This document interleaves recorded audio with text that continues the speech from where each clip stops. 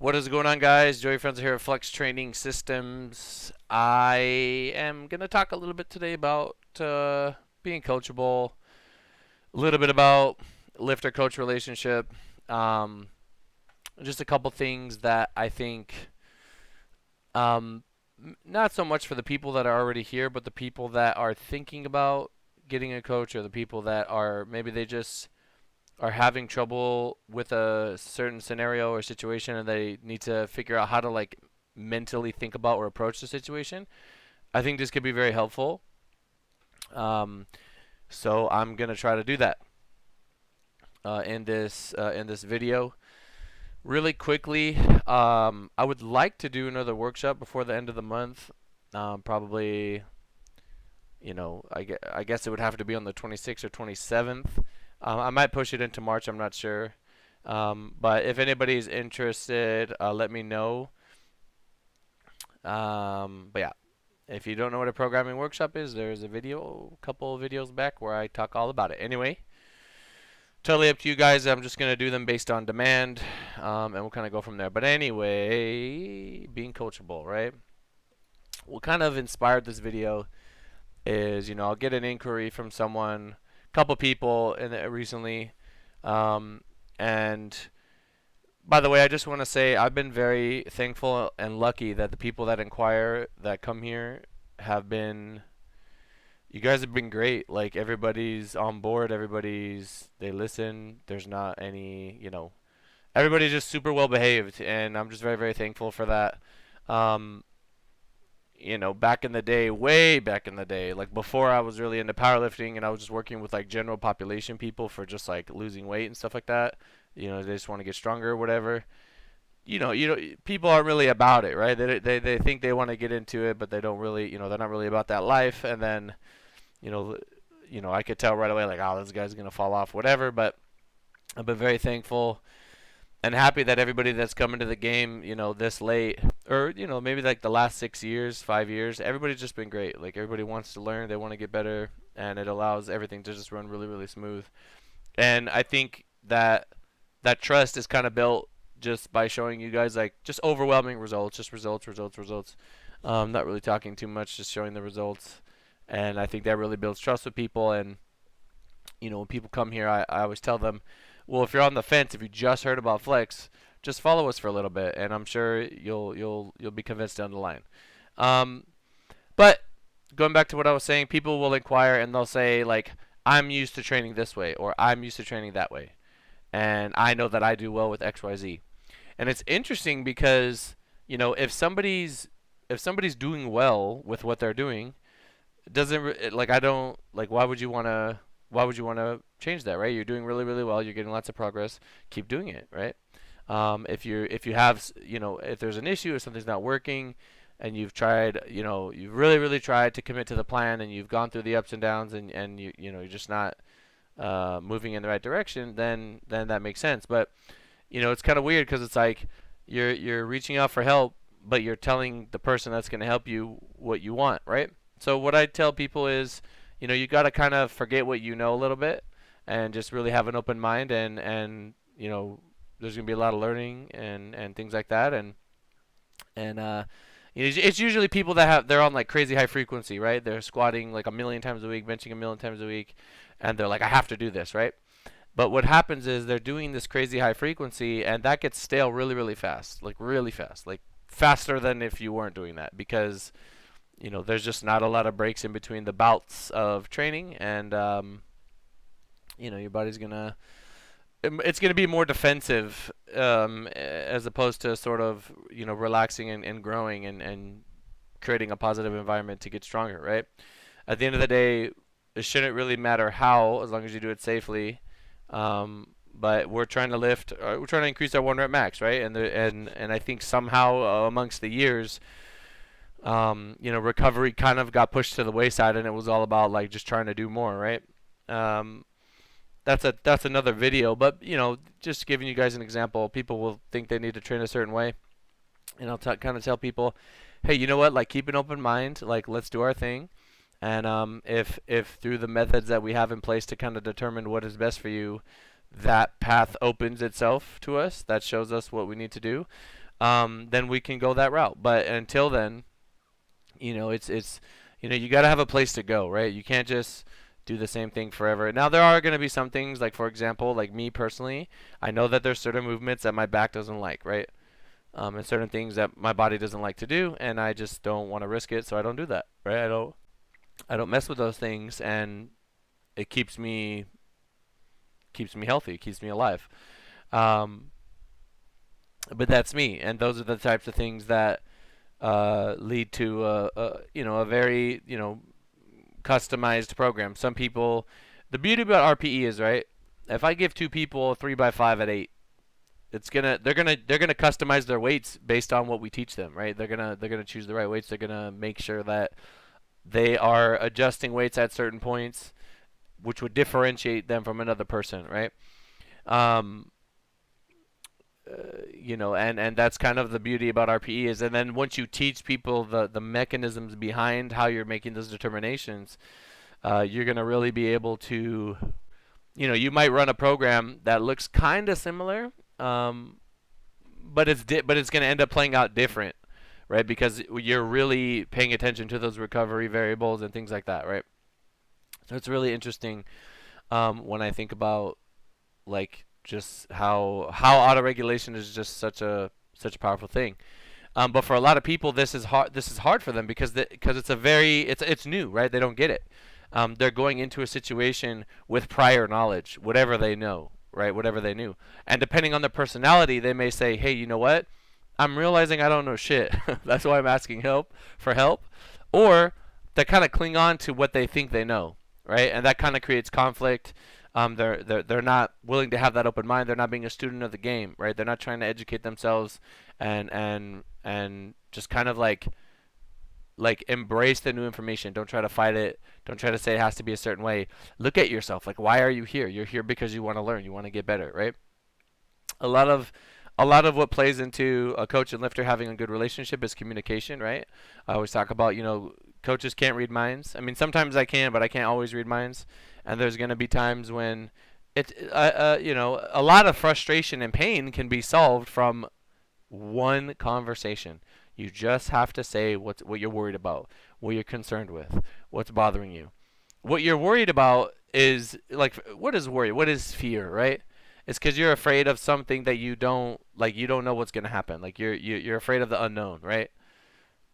So it doesn't. It's not even like what you're afraid of hasn't even happened yet, right? It's like kind of crazy. You could be afraid of something that's it may not even happen. So it's kind of crazy when you think about it like that. So I think really picking somebody that you can trust or that you can build trust with is super important because a lot of times that and I like to do stuff like this too. I'm gonna have people. I might push them to the deep end, right? And they might be doing a lot and a little bit fatigued, and they might not know how to deal with it. So mentally, um, it doesn't even have to be that much fatigue. It's just a little bit, right? It's just a good amount. Like it's a change from what they're so used to being like strong all the time. Some people are gonna have to go to the deep end more than others. And being able to have the mental tools to handle that adversity, and that goes for not only just lifting, that goes for everything in life, that's gonna empower you and allow you to get out of that tough situation. But if you get into that situation and you don't know how to deal with that, then it could be bad, right? Um, there are some people in life that will have something traumatic happen to them, but because it hit them when they were too young, they didn't have the tools to be able to handle and battle through that adversity, and then they end up making a very bad decision because they just don't know how to handle it. Now, to a lesser extent, this can be applied to lifting, right? They might burn a bridge with someone um, because they're blaming people when when that's not the right move. Maybe they just need to really take a look at what they're doing. Maybe they need to just check your p's and q's, make sure that you're handling business, and you'll probably find that the reason you're not getting results is something simple. Is It doesn't have to be something super complicated, right? uh, but I'm a big proponent of you know letting the athlete be the athlete, right? And this is why I talk about overthinkers a lot. Overthinking is just such a bad thing because you're not being the athlete. You're thinking about other stuff, right? When a football player, a defensive lineman, a running back, whatever, when they're doing what they're doing, they're not thinking at all. There's no time to think. You literally can't think. If you're thinking, you're gonna get smashed on by the guy who's not thinking, the one that's executing, the one that is letting his instincts take over, right? Because there's no time to think. Um, you kind of just have to make a decision. Now you have to get to that point, right? It's not like everybody's just gonna be just have the right instincts right out the gate, but it is something that you can develop and grow over time, and it is a huge part of being consistent. I mean, just did a video on consistency. It's a huge part of being consistent and being successful is building those good habits that become second nature, that become instinct, right? And to do that, I think it's very difficult when you're always thinking about executing instead of executing, right? So if you have the athlete being the athlete and the coach being the coach, it's like the brain to the body, right? My legs are gonna lift the weight. My brain is gonna instill the habits that are gonna allow my legs to lift the weight the way that they lift them, right? But together, it creates a seamless, smooth, easy squat. You know what I mean? Like that's just one example. Um, so if you take these two, if it's so powerful when you have a coach being a coach, and they really connect with the athlete, and they're on the same page, and they understand each other, and the athlete being the athlete, then you can really get shit done, right? It's like doubling down on your strengths, right? Like focus on what you're good at. What are you good at? You're good at performing the lift, or you can perform the lift, right? You don't even have to be good at it. You're gonna get better at it over time, and then you let the coach, and then over time, they're gonna improve. You're gonna get better, and then you have this well-oiled machine that's being super productive and creating a lot of um, it's just creating a lot of goodness from just delegation, like letting like I'm gonna let the athlete be the athlete, and then they're gonna listen to me, and we're gonna get shit done, right? That's why getting to know the lifter is also something that I've really been um, I think in any collaboration, right? What is coaching is like a collaboration. You have two people working together, right? It is really important that you understand your lifter, you know them, and you know kind of like what they're going through, right? That's why sometimes I'll randomly just hit up lifters and be like, "Yo, like what's going on?" Like, maybe I notice some patterns weird, or I just say, "How are you? Like, how are you doing, right? What's going on in your mentals? What's going on in your head? What are you thinking about?" And they'll tell me, and sometimes they'll tell me something I wasn't expecting, and I'll say, "Holy shit, I didn't know you were going through all that. This is good for me to know, and I can build a better plan now. Um, that I know this is going on, and this thing was bothering you, or you had to address, this issue, whatever, and I which I wasn't able to do before, right? If somebody's dealing with a lot of stuff outside of the gym, it's gonna affect them, and maybe it's even if I'm just like they need a vent, right? Venting is like so important. Like if you have somebody you can trust and you can just kind of talk through issues, it's gonna make you feel so much better. You know what I'm saying? And if I can talk to someone or just be ears, just let them say what they need to say to me, and maybe we don't change anything. Maybe we don't do anything different. They just needed to be heard. Okay, it can go a long way, and it can really help them, kind of strengthen that trust, with the coach, and that's gonna allow them to trust, like, wow, this guy cares about me, and then you see what I'm saying. Then you can actually, like, know that, like, if this guy cares about me, then the program he gives me is gonna be thoughtful, and I'm gonna trust it. And if I trust what I'm doing, I'm gonna get a better result, right?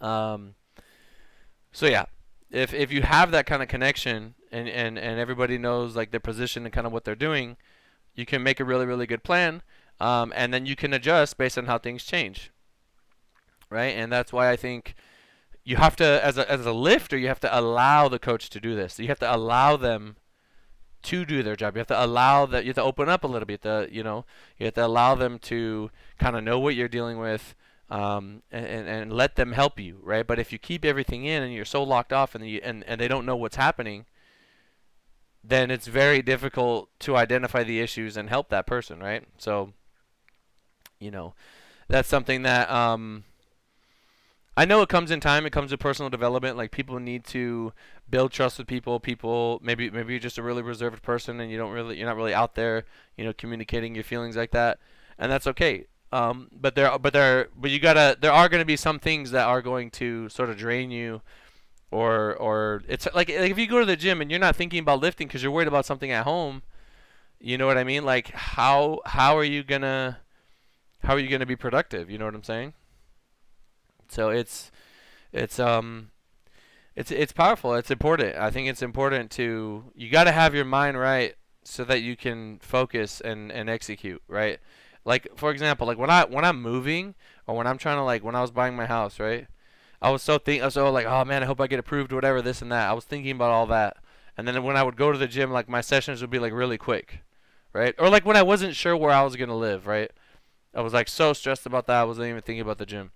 And then once that all got handled, then we ended up getting it done. I could go back to focusing on my lifting, right? So it's one of those things.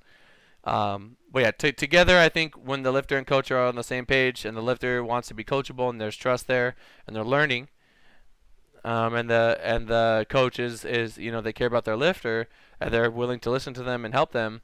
Together it makes a really powerful combination, and I think, um, like like I want to say that flex boys have been fighting a good fight, and it's becoming more common. I'm not saying that. I mean, I'm sure there's always going to be people that um, have been good coaches over the years, right? In terms of like just being there for their lifters. But I would really like to think that when I came onto the scene years ago, I didn't want it to be like a business, right? Obviously, it is a business, but at the same time, I wanted it not to feel like that. I didn't even like calling people like like clients. I fucking hate the word clients. Like I hate it. It's so not personable. Like there's a fucking person on the other end of that program, and they're gonna do this based on what I tell them. You know what I mean? I don't like being super formal. We're dealing with people. We're trying to help people like get stronger and learn and grow, but we're also trying to like you're gonna learn lessons from your lifting. It's not only that, right? I understand there's a professional side of it, like being on time, like being punctual. Like I think that's really important, best you can. But at the same time, like I hate the fucking word client. I just fucking hate it. I just I try never to use it. But yeah, I hope that made sense. Anyways, I hope you guys are having a good day. Thank you for making it to the end of the video, and I will see you guys in the next one. Let me get a hashtag. Hashtag whatever you want in the comments down below. Let me know if anybody's interested in a workshop. I'll put another one on. All right, peace.